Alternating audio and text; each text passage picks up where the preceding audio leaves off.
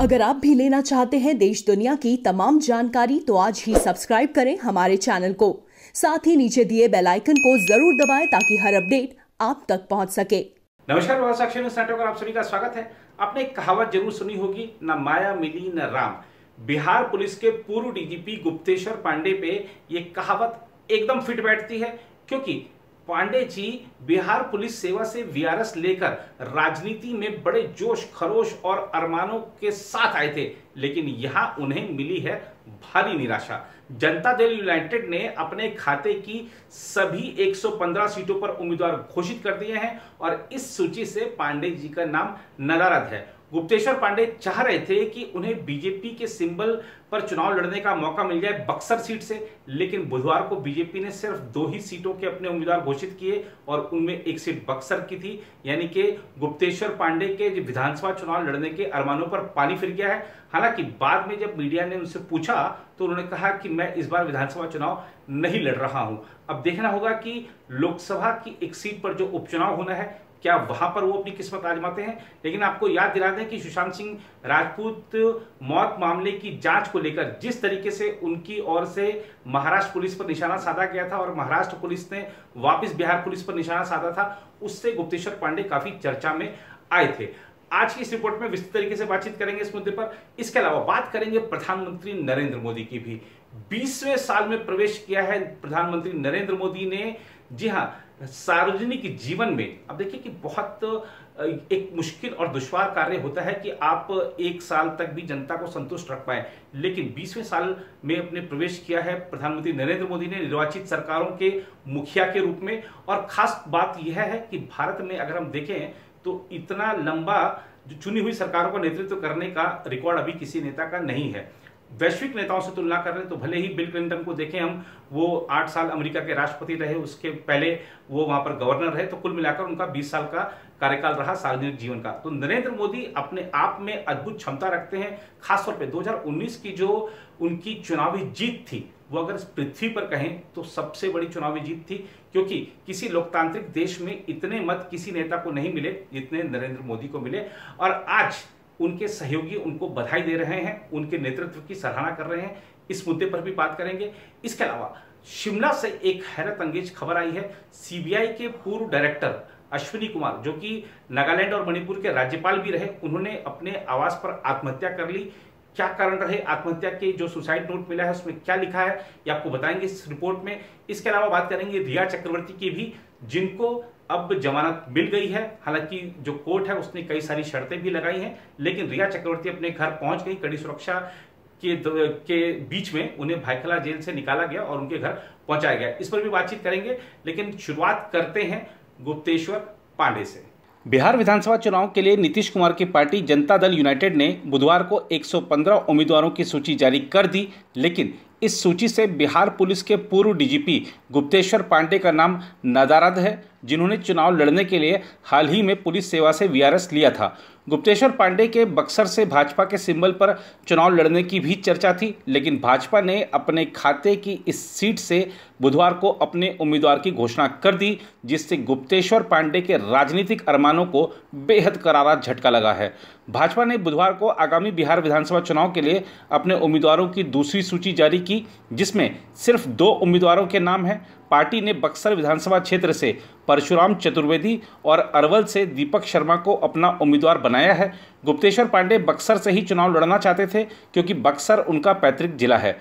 उधर जदयू के प्रदेश अध्यक्ष वशिष्ठ नारायण सिंह ने सभी उम्मीदवारों की सूची जारी करते हुए संवाददाताओं से कहा कि राष्ट्रीय जनतांत्रिक गठबंधन में बिहार विधानसभा चुनाव के लिए जदयू को 122 सीटें मिली हैं। उन्होंने कहा इसमें से 115 सीट पर जदयू और 7 सीटों पर सहयोगी जीतन राम मांझी की हम पार्टी चुनाव लड़ रही है। उन्होंने कहा पार्टी ने 115 प्रत्याशियों की सूची जारी की है, जिसमें सभी समाजों का प्रतिनिधित्व सुनिश्चित किया गया है और हमारे संकल्प के अनुसार इसमें महिलाओं को विशेष जगह दी गई है।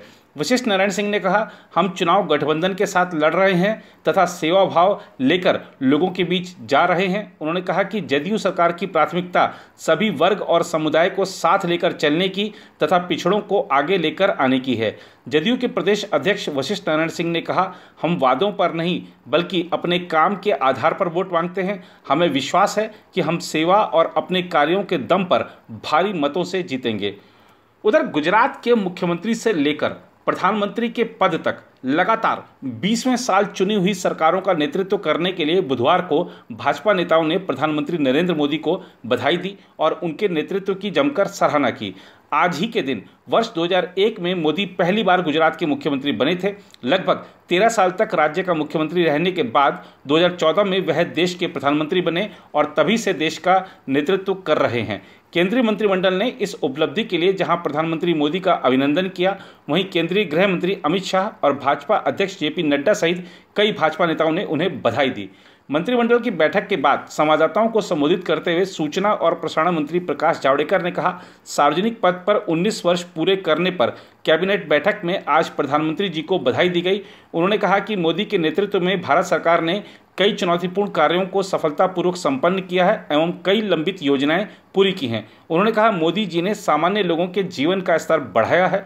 आवास, बिजली, गैस, आयुष्मान भारत, बैंक खाता, पानी जैसी अनेक सुविधाएं लोगों तक पहुंचाई और लोक कल्याण का नया मार्ग प्रशस्त किया।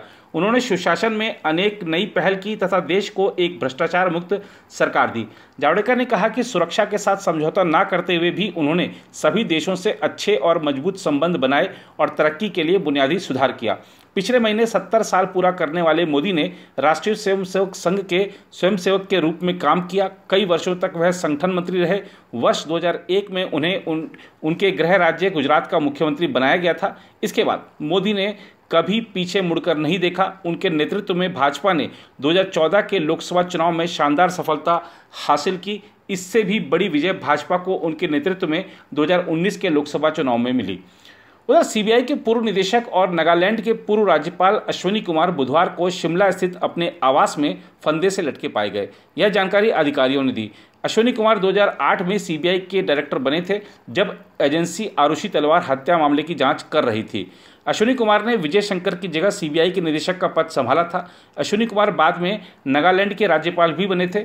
वह अभी शिमला में एक निजी विश्वविद्यालय के कुलपति थे। अधिकारियों ने बताया कि 1973 बैच के आईपीएस अधिकारी अश्विनी कुमार का शव बुधवार शाम में शिमला स्थित उनके आवास में फंदे से लटका मिला। शिमला स्थित ब्रॉकहॉस्ट में निजी आवास में अश्विनी कुमार का शव लटका पाया, ऐसी सूचना पुलिस ने दी है। हिमाचल के रहने वाले पूर्व आईपीएस अधिकारी ने यह खौफनाक कदम क्यों उठाया, इसकी जानकारी सामने नहीं आई है। बहरहाल एसपी शिमला मोहित चावला की अगुवाई में पुलिस टीम घटनास्थल पर जुटी हुई है तथा मामले में जांच कर रही है। पुलिस को घटनास्थल से सुसाइड नोट भी बरामद हुआ है, जिसमें लिखा गया है कि जिंदगी से तंग आकर अगली यात्रा पर निकल रहा हूं। खुदकुशी की इस घटना से हर कोई हैरान है। सूत्रों के अनुसार वह पिछले कुछ समय से डिप्रेशन में चल रहे थे। उधर अभिनेता सुशांत सिंह राजपूत की मौत से जुड़े मामले में मादक पदार्थों से संबंधित आरोप में गिरफ्तार अभिनेत्री रिया चक्रवर्ती को बंबई उच्च न्यायालय ने बुधवार को कड़ी शर्तों के साथ जमानत दे दी। वह जेल से रिहा हो गई। उन्हें 10 दिन तक मुंबई पुलिस के समक्ष और अगले 6 महीने के दौरान हर माह में 1 दिन एनसीबी के समक्ष हाजिरी देनी होगी। उच्च न्यायालय ने 1 लाख रुपए का निजी मुचलका जमा कराने और सबूतों से छेड़छाड़ नहीं करने की भी हिदायत दी। रिया करीब 28 दिन जेल में रहने के बाद रिहा हो गई। शाम करीब 5:30 बजे वह पुलिस बल की मौजूदगी में भायखला जेल से बाहर निकली।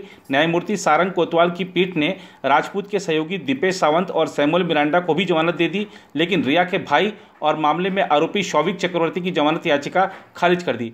अदालत ने कथित मादक पदार्थ तस्कर अब्देल बासित परिहार की याचिका भी खारिज कर दी। अभिनेता सुशांत सिंह राजपूत की मौत से संबंधित मादक पदार्थ मामले की जांच के सिलसिले में एनसीबी ने रिया और उनके भाई को पिछले महीने गिरफ्तार किया था। रिया के वकील सतीश माने शिंदे ने कहा कि वह फैसले से खुश हैं। उन्होंने कहा, सत्य और न्याय की जीत हुई और अंततः तथ्यों और कानूनी प्रस्तुतियों को न्यायमूर्ति सारंग वी कोतवाल द्वारा स्वीकार किया गया। माने शिंदे ने कहा कि रिया की गिरफ्तारी और हिरासत पूर्णतः अवांछित और कानून की पहुंच से बाहर थी। उन्होंने कहा कि सीबीआई, ईडी और एनसीबी द्वारा रिया को निशाना बनाया जाना अब रुकना चाहिए। इस बीच खबर है कि प्रधानमंत्री नरेंद्र मोदी गुरुवार को कोरोना के खिलाफ एक जन अभियान छेड़ने वाले हैं, जन आंदोलन छेड़ने वाले हैं। खासतौर पे त्योहारी मौसम में जिस तरीके से सभी जगहों पर भीड़ बढ़ने की आशंका है, उसको देखते हुए ये जन आंदोलन काफी महत्वपूर्ण रह जाता है। प्रधानमंत्री एक ट्वीट करके इस अभियान का शुभारंभ करेंगे।